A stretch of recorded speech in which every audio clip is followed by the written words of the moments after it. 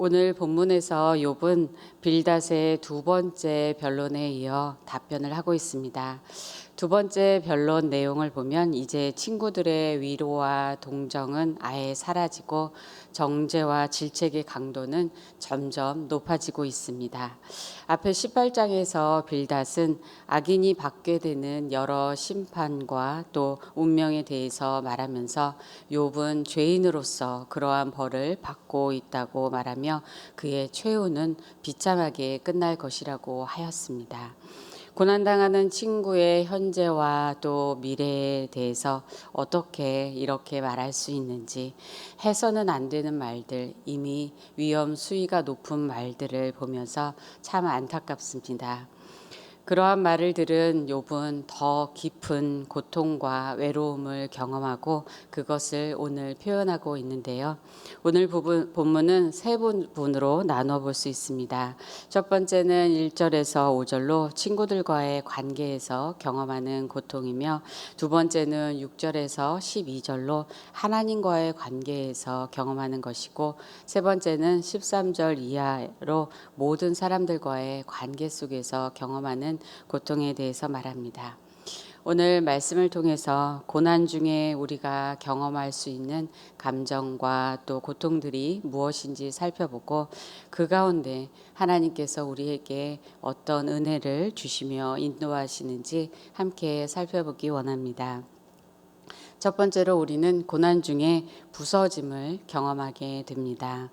1절에서 2절 말씀 보시겠습니다. 욥이 대답하여 이르되 너희가 내 마음을 괴롭히며 말로 나를 짓부수기를 어느 때까지 하겠느냐. 욥은 빌닷뿐만 아니라 친구들을 향해서 너희가 내 마음을 괴롭히고 말로 나를 짓부수고 있다고 합니다. 욥의 친구들은 무슨 말로 욥을 위로할지 몰라서 실수로 욥을 아프게 하는 것이 아니라 지금은 자신들의 말을 듣지 않는다고 욥을 공격하고 있습니다. 그들은 분노하면서 자신들이 옳다고 주장하고 있는 것이죠.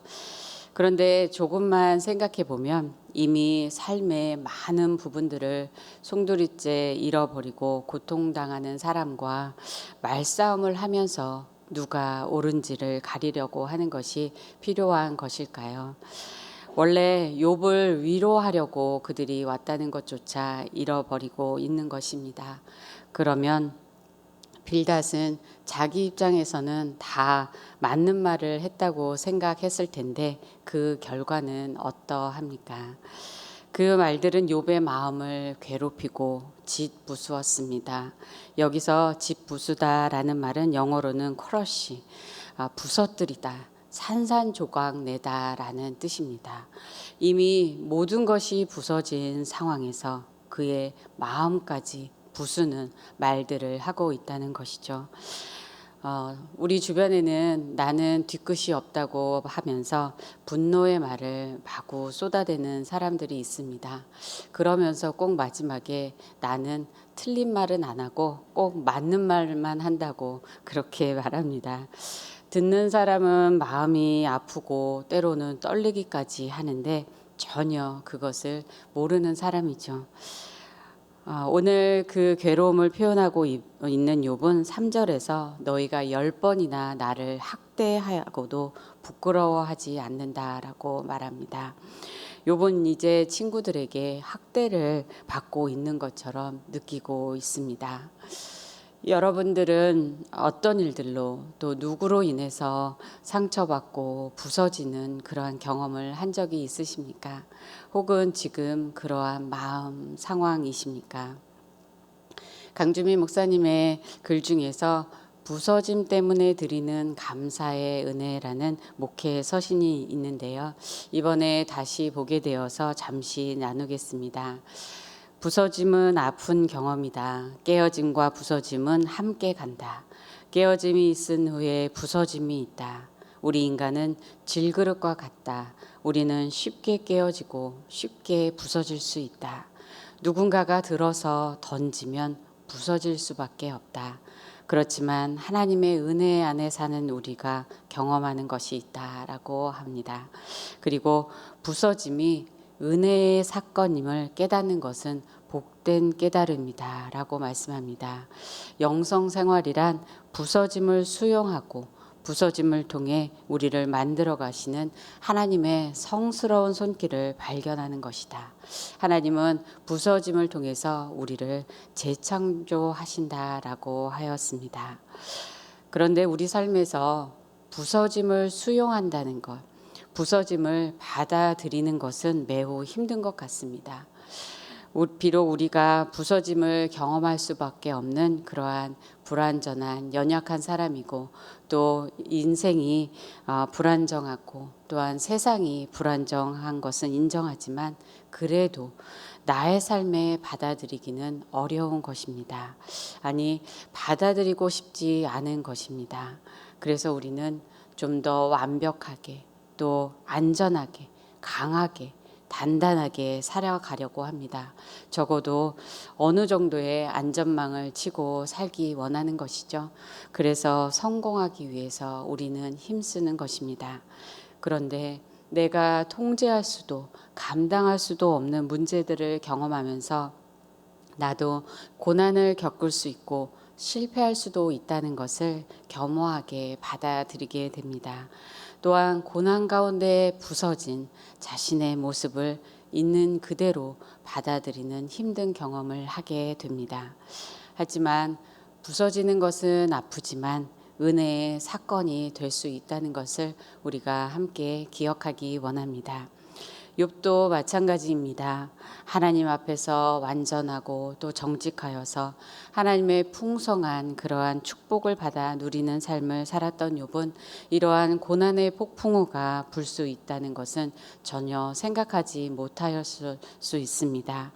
그리고 그런 고난을 겪는 자신, 정말 부서진 자신을 받아들이기가 매우 힘들었을 것입니다.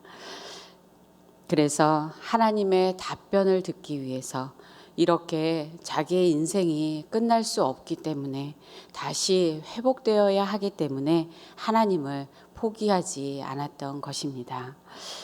그런데 하나님은 이러한 우리의 부서짐을 통해서 일을 하십니다. 고난을 모르던 욥이 고난 중에 함께 하시는 하나님을 점차 새롭게 알아가고 하나님을 바라고 또 바라면서 더 깊은 믿음을 갖게 되고 포기할 수 없는 소망을 갖게 된 것처럼 우리도 하나님께서 기뻐하시는 모습으로 점점 변화시켜 주십니다. 우리를 새롭게 만들어 가시는 하나님의 손길을 경험하는 것이죠. 저명한 작가 앤 보스캠프는 우울증과 자살 충동으로 매우 힘든 시절을 보냈는데요. 그녀는 난 더 이상 상처에 속하지 않는다라는 책에서 영혼의 내면은 어떻게 부서진 것들을 겪으면서 어떻게 그것들과 더불어 살아갈 수 있는지 또 어떻게 이 깨어진 조각들을 제자리에 갖다 놓을 수 있는지 질문하고 또 찾아갑니다. 그런데 일만 갈래로 부서진 마음, 온갖 부서진 마음을 치유해 주시고 모든 상처를 어루만져 주시는 은혜의 기적이 있다고 말합니다. 그분은 상처 입은 하나님, 우리를 위해 십자가에서 부서지고 피 흘리신 그리스도이십니다. 그리하여 우리의 나쁜 부서짐은 그리스도의 좋은 부서짐으로 치유되고 온전케 된다고 자신의 경험을 책에서 나누고 있습니다. 그녀는 이 책에서 누구 탓을 하지 못할 그런 부서짐이 있다라고 합니다. 하나님의 빛을 받아낼 화폭이 되는 부서짐이 있다라고 하는데요. 이 말이 참 마음에 다가옵니다. 우리가 겪는 고난이 어떤 잘못으로 인한 것일 수도 있지만 무엇 때문인지 누구 때문인지 알 수 없는 것들이 많이 있기 때문입니다. 그래서 누구 탓도 하지 못할 그러한 부서짐, 바로 인생의 신비와 고난의 신비에 대해서 말합니다. 그래서 더욱 고난 가운데에서 하나님께서 역사하여 주시기를, 또 하나님께서 함께 하심을 보여주시기를, 또 하나님의 크신 은혜를 주시기를 간절히 기도하게 됩니다. 우리의 부서진 마음을 치유하시고 더 아름답게 우리의 삶을 만들어 가실 주님이 오늘도 우리와 함께 하시는 줄 믿습니다. 주님께서 오늘도 우리를 붙잡아 주셔서 그 은혜로 어려움을 이기고 나아가는 우리 모두가 되기를 간절히 소원합니다. 두 번째로 우리는 고난 중에서 사방이 막힌 어둠을 경험하게 됩니다. 욥은 친구들의 책망에 대해서 4절에서 5절에 말하기를, 만약 내가 허물이 있더라도 그것은 나의 것인데 너희가 무슨 상관이냐. 너희는 나보다 낫다고 생각하며 내 죄를 증언하려고 하는데 그렇게 하라고 합니다. 그러면서 사실 자신은 억울하다고 합니다. 6절 말씀을 보시겠습니다. 하나님이 나를 억울하게 하시고 자기 그물로 나를 애워싸신 줄을 알아야 할지니라. 앞서 빌닷은 욥이 죄를 지어서 그의 발이 그물에 빠지고 올가미에 걸려들고 그의 몸이 올무에 얽힌 것이라고 하였습니다. 하지만 욥은 억울하게 자신을 궁지에 몰아넣으시고 그물로 에워싸신 분이 바로 하나님이라고 말합니다. 나의 죄 때문이 아니라 하나님께서 그렇게 하신 것이라고 항변하고 있습니다. 그리고 하나님께서 자신을 어떤 상황에 두셨는지 이어서 표현합니다. 8절에서 12절 말씀 보시겠습니다. 그가 내 길을 막아 지나가지 못하게 하시고 내 앞길에 어둠을 두셨으며 나의 영광을 거두어 가시며 나의 관모를 머리에서 벗기시고 사면으로 나를 헐으시니 나는 죽었구나. 내 희망을 나무 뽑듯 뽑으시고 나를 향하여 진노하시고 원수같이 보시는구나. 그 군대가 일제히 나와서 길을 도두고 나를 치며 내 장막을 둘러 진을 쳤구나. 하나님이 길을 막으시고 어둡게 하셨으며 사방으로 치시니 둘러싸인 그 자리에서 죽을 수밖에 없는 상황입니다. 그의 영광이 사라졌을 뿐만 아니라 소망도 뿌리채 뽑히고 사라졌습니다. 그러한데도 하나님은 나를 향해 진노하시고 군대를 보내 장막을 둘러 진을 치십니다. 언제 이 고통이 끝날지 어둠 가운데 욥은 두려움을 느끼고 있습니다. 우리도 이러한 상황에 처할 때가 있습니다. 나는 앞으로 더 나아가기 원하는데 앞이 캄캄하고 사방이 막혀서 멈추어야 하고 힘든 상황을 빨리 해결해야 하는데 그 문제들을 우리 능력으로 도저히 해결할 수 없을 때가 있습니다. 그러한 속에서 하나님만을 바라보고 도우심을 구하는데 더 힘든 것은 하나님께서 아무 응답을 안 하시고 부재 중인 것으로 느껴지는 것입니다. 십자가의 성 요한은 영혼의 어두운 밤에 대해 말하였는데요.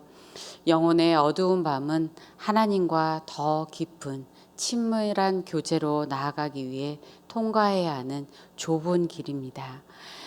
영혼의 시련을 혹독하게 겪는 시기를 말합니다. 이 시기에 믿음의 씨름이 일어나는데 그 가운데 우리가 확실하다고 생각했던 것들을 내려놓게 되고 우리의 무지를 인정하게 됩니다. 또 우리의 연약함과 할 수 없음을 인정하며 점차 수동태가 되어집니다. 바바라 브라운 테일러는 우리가 빛 가운데 걷는 것뿐만 아니라 이렇게 어둠 속을 걷는 법을 배워야 한다고 하면서 어두운 밤은 하나님이 당신을 해방시켜 주시려고 하는 선물이라고 설명합니다. 어두운 밤은 당신을 자유롭게 해준다. 하나님에 대한 생각들, 하나님에 대한 두려움, 하나님을 믿으면 받을 수 있다는 수많은 유익에 대한 집착, 하나님에 대한 온갖 바른 것들을 실천하려고 믿는 데 들이는 노력, 신자인 당신에 대한 긍정적 또 부정적인 평가, 하나님을 당신 뜻대로 조종하려는 전술, 하나님에 대한 의심을 없애준다는 확실한 치료약, 이 모든 것에서 당신을 해방시켜 준다. 그래서 우리는 하나님 정말 아무것도 모르겠습니다 라고 두 손을 내려놓고 하나님께 항복하게 되는 것입니다.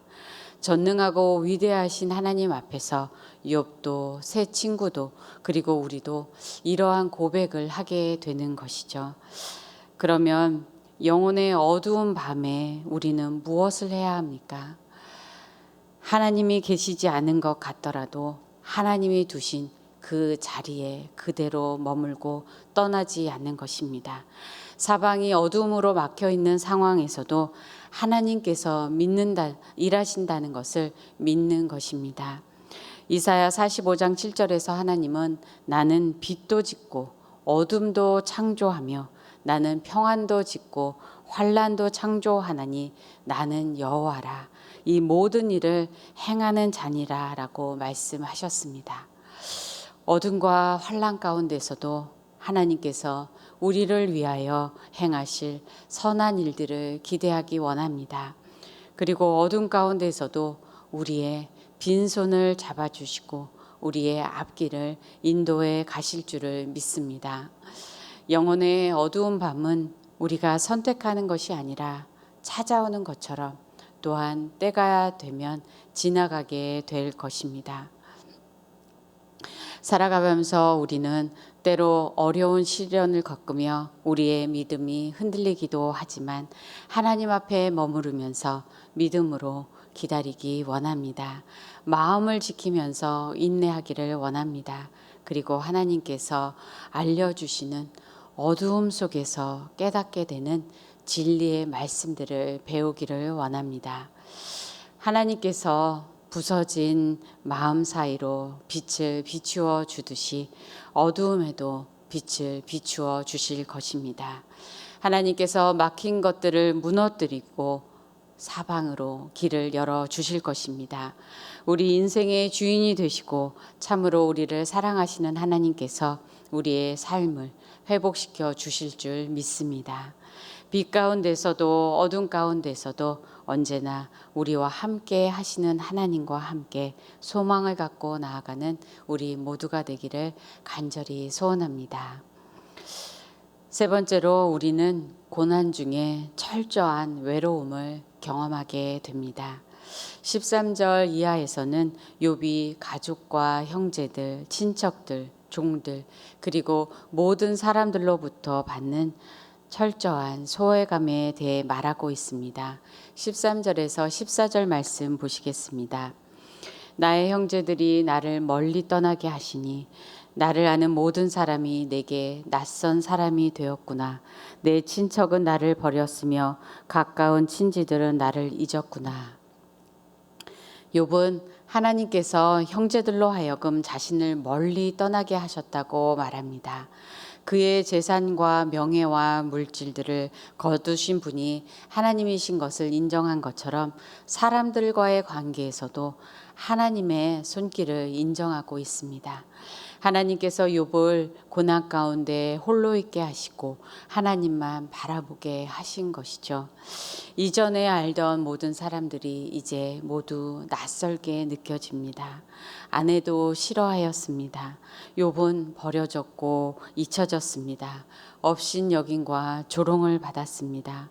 19절에서도 가까운 친구들이 나를 미워하고 또 내가 사랑하는 사람들이 나의 원수가 되었다라고 말합니다. 하나님께서 욥으로 하여금 사람들과 멀어지고 단절되게 하신 것도 있지만 또 욥이 소유했던 재물과 부와 명예가 사라지다 사람들이 돌아선 것은 참으로 악한 모습이고 세상 사람들의 모습인 것 같습니다. 어떤 사람들이 잘 될 때는 많은 사람들이 몰려오고 가까이 하지만 망할 때는 친척들도 돌아서고 또 가족들도 돌보지 않는 그러한 아픔도 경험하게 됩니다. 그러므로 욥은 고통스러운 마음을 나눌 사람도 의지할 사람도 하나도 없습니다. 오히려 사람들에게 더 상처만 받고 괴롭습니다. 이처럼 우리도 힘든 일들을 겪을 때에 가까웠던 사람들이 위로의 말 한마디 없이 등을 돌리고 떠나며, 아니면 무언가 잘못해서 저렇게 잘못된 것이라고 정죄하고, 또 앞으로 다시 잘 되는지 보자고 조롱하는 것을 경험할 때도 있습니다. 살면서 겪게 되는 실패와 시련들도 아픈데 사람들로부터 받는 상처와 외로움은 고통을 더해 줍니다. 욥의 외로움을 보면서 전에 읽었던 시 중에 사막이라는 짧은 시가 다시 생각이 났는데요. 읽어드리겠습니다. 사막, 그 사막에서 그는 너무도 외로워 때로는 뒷걸음질로 걸었다. 자기 앞에 찍힌 발자국을 보려고. 사막에서 홀로 걷다가 너무도 외로워서 그 자리에서 뒤로 걸어 자기 앞에 찍힌 발자국을 바라보는 그러한 모습이 그려지십니까? 그렇게 외로움을 달래려는 처절한 외로움을 느끼게 됩니다. 그런데 이 시를 번역한 분이 친구에게 부탁하여서 저자인 오르텅스 블루라는 사람을 찾아가서 시를 싣겠다고 요청해 달라고 했습니다. 그런데 오르텅스는 처음에 거절했다고 합니다. 그 이유는 시가 완벽하지 않아서라고 했다고 합니다. 프랑스 시의 콩쿠르에서 1등이 당선된 시인데 어떤 점에서 완벽하지 않은지 물어보자 그녀는 자신의 많은 병과 또 이혼과 또 가난을 경험한 아픔들을 이야기하면서 이 시에서 여기에 너무도가 턱없이 부족하다고 말하였다고 합니다. 그게 무슨 말이냐고 묻자 그녀는 그때 내가 느낀 외로움은 이 너무도라는 표현으로는 표현이 안 됩니다 라고 하였습니다. 이처럼 한 사람의 깊은 외로움도 너무도라는 말로 표현이 안 되는데, 모든 사람의 죄짐을 지고 고난당하신 예수님은 어떤 말로도 표현할 수 없는 외로움을 겪으셨습니다. 예수님은 이 땅에서 머리 둘 곳조차 없으셨고 자기 백성을 구원하기 위해 오셨지만 거절당하고 배척당하셨습니다. 겟세마네에서도 처절하게 고통스러운 외로운 시간을 보내셨고 사랑하는 제자들에게도 배신당하셨습니다. 십자가에서 예수님은 멸시와 조롱과 저주를 받고 죽임을 당하셨습니다. 하나님 아버지께 버림받고 사랑하는 아버지와 단절되는 어둠을 경험하셨습니다. 이러한 고난을 당하신 예수님께서 우리의 고통과 외로움을 아신다고 말씀해 주십니다. 함께 하시며 위로해 주십니다. 아프고 상한 마음을 싸매어 주시고 치유해 주십니다.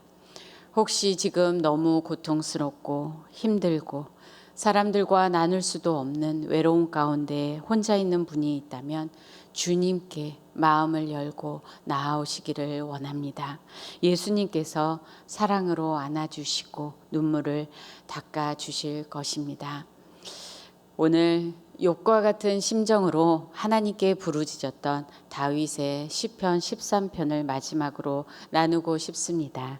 시편 13편 1절 2절에서 여호와여 어느 때까지니까 나를 영원히 잊으시나이까 주의 얼굴을 나에게서 어느 때까지 숨기시겠나이까 나의 영혼이 번민하고 종일토록 마음에 근심하기를 어느 때까지 하오며 내 원수가 나를 치며 자랑하기를 어느 때까지 하리이까.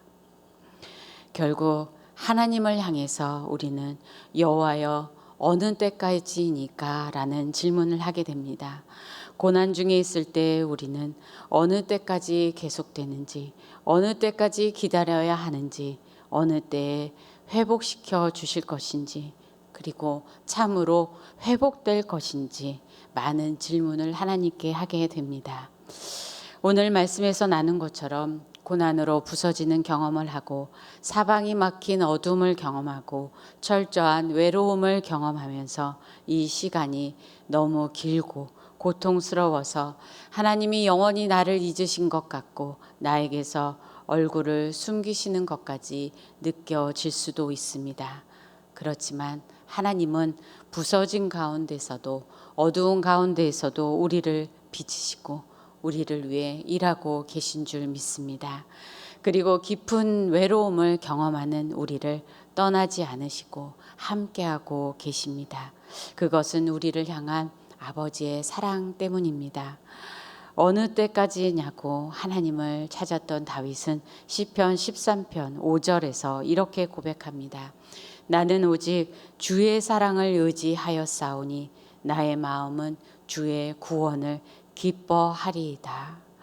여기서 주의 사랑, 헤세드, 하나님의 한결같은 그러한 영원한 사랑을 우리는 함께 바라보기 원합니다. 우리가 겪는 문제들과 상황들은 변하여도 하나님의 사랑은 변함이 없습니다. 하나님은 한순간도 우리를 잊지 않으시고 우리를 생각하시고 우리를 돌보아 주십니다. 오직 주의 사랑을 의지합니다라는 다윗의 고백이 오늘 우리의 고백이 되기를 원합니다. 그리하여 주님의 구원을 바라보는 가운데 우리의 마음 가운데도 기쁨이 충만하며 소망을 갖고 나아가는 우리 모두가 되기를 주님의 이름으로 축원합니다. 사랑의 하나님, 하나님의 변함없으신 크고 영원하신 사랑과 은혜에 감사를 드립니다. 하나님께서 언제 어떤 상황 가운데서도 우리와 늘 함께하여 주시고 사랑의 말씀으로 붙잡아 주시며 지켜 보호하여 주심에 감사합니다. 주님께서 십자가의 사랑과 능력으로 우리의 부서지고 아픈 마음을 치유하여 주시고 어둠 속에서도 함께 걸어주시고 빛을 비춰주심에 감사합니다. 혼자 남겨진 것 같이 외로울 때에도 주님께서 찾아와 주시고 사랑으로 위로해 주셔서 감사합니다. 비록 고난의 시간이 어느 때일까지일지 알지 못하지만 오직 주님의 사랑을 믿고 의지하며 나아갑니다. 주님과 동행하는 하루하루 충만한 은혜를 주시어 끝까지 승리하도록 인도하시고 축복하여 주시옵소서. 올 한 해 동안도 하나님께서 우리 교회에 주신 모든 축복과 은혜에 감사를 드립니다. 하나님께 감사로 더욱 큰 영광을 돌리며 하나님을 더욱 기쁘시게 하는 교회가 되도록 인도하여 주시옵소서. 강주민 담임 목사님 영육간에 늘 강건하게 하시며 말씀 사역 위에 성령님께서 충만히 기름 부어 주시고 앞으로 더욱더 하나님께 귀하게 쓰임받는 목사님의 생애가 되도록 축복하여 주시옵소서. 모든 부교육자와 장로님들, 권사님들을 축복하여 주시고 성령 충만하게 하시어 더욱 풍성한 열매를 맺어 하나님께 영광 돌려드리는 모두가 되도록 인도하여 주시옵소서. 특별히 어렵고 힘든 상황에 있는 성도님들을 하나님께서 긍휼히 여기사 도와주시고 고난의 때를 지나며 승리하도록 믿음의 인내와 소망을 더하여 주시옵소서. 병상에 있는 환우들과 가족들이 외롭지 않도록 위로하여 주시고 치유와 회복에 크신 은혜를 베풀어 주시옵소서. 오늘은 디모데 성경연구원의 이재학 목사님을 위해 기도합니다. 사역에 하나님의 기름 부으심이 넘치고 탁월한 훈련 교재들이 개발되어 많은 지도자들을 잘 섬기게 하시며 사역이 열방으로 확장되도록 인도하여 주시옵소서. IT에 억류된 선교사님들을 하나님께서 돌보시고 지켜주시며 속히 풀려나도록 역사하여 주시옵소서. 오늘도 주님의 모든 은혜에 감사를 드리며 예수 그리스도의 이름으로 기도드립니다. 아멘. 하늘에 계신 우리 아버지여, 이름이 거룩히 여김을 받으시오며 나라에 임하옵시며 뜻이 하늘에서 이룬 것 같이 땅에서도 이루어지이다. 오늘날 우리에게 일용할 양식을 주옵시고 우리가 우리에게 죄 지은 자를 사하여 준 것 같이 우리의 죄를 사하여 주옵시고 우리를 시험에 들게 하지 마옵시고 다만 악에서 구하옵소서. 대개 나라와 권세와 영광이 아버지께 영원히 있사옵나이다. 아멘.